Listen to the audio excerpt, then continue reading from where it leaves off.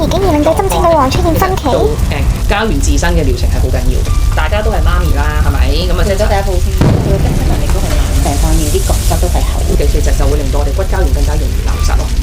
媽媽嚟嘅喎呢個，係個女，好可愛喎，哇，都中意食甜嘢。呢啲應該都係甜嘅咯喎。佢首先第一媽媽啦，咁生咗小朋友咧，骨膠原就實流失㗎啦。其實係嗱，呢啲苦紋開始現咗出嚟啦。佢爸爸面都有啲肉啊，咁當骨膠原流失啦，皮膚個承托力冇咁強嘅時候咧，地心吸力嘅影響就會更加大啦。所以其實會有苦紋啦，呢啲雙下巴仔嘅狀況出現啊。係啦，咁啊再加上其實佢中意食甜嘢啦，唔係雪條就係蛋糕喎。咁其實甜嘢咧，其實會令到我哋皮膚糖化嘅。咁糖化咧，其實就會令到我哋骨膠原更加容易流失咯。咁咧，佢都係屬於比較係乾性啲嘅皮膚嚟嘅。係啦，所以其實係會容易有紋嘅。你見個眼底都開始有紋啊，同埋窩咗落去嘅狀況啦。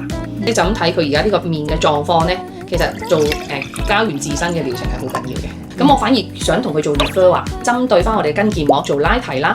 係啦，咁同埋亦都可以做翻個骨膠原，令到佢塊面 firm 啲，啲苦紋減淡啦，眼袋個情況減淡啦，令到個人精神啲、後生啲咯。好，最後決定係 Refer V。